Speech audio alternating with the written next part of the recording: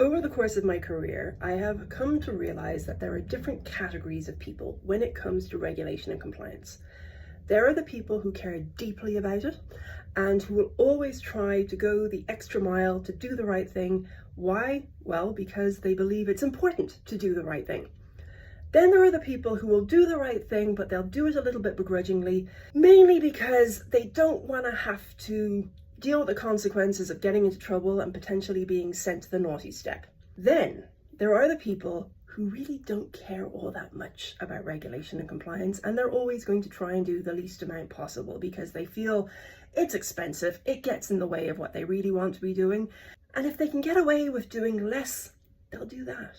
Now, I am a pragmatic soul, and I have learned with age and experience to not try and get in the way of what people actually want to do, because it's generally a fruitless exercise.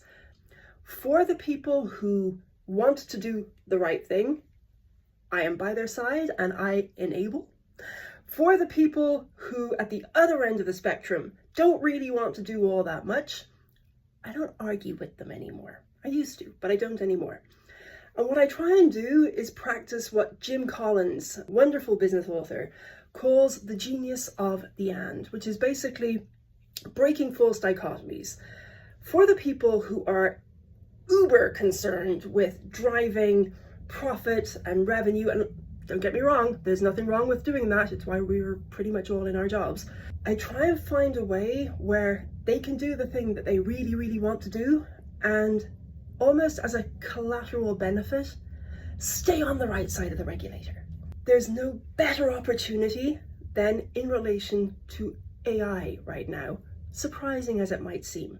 There's a lovely, wonderful, super interesting and well-written post in the banking and risk regulation part of the Financial Times, and I will link to it. And it explains the risk of model drift.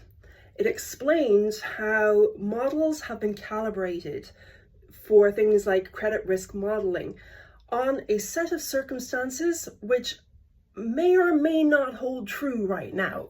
There's a lot of geopolitical shifts, tariffs, conflict. There's a lot going on. All of that to say is models could potentially become obsolete overnight.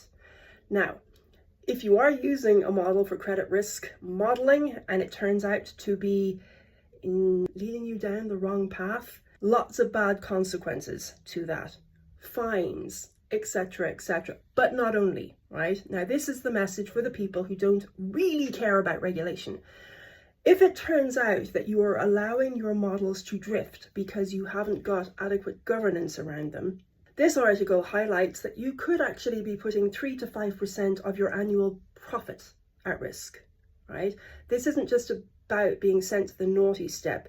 Your bottom line gets hit. And that's where the genius of the and comes in. Guess what?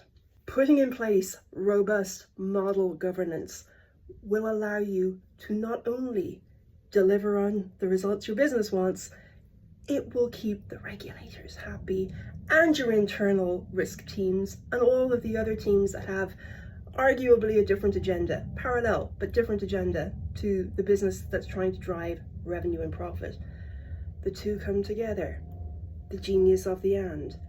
Everybody wins. It doesn't have to be one or the other.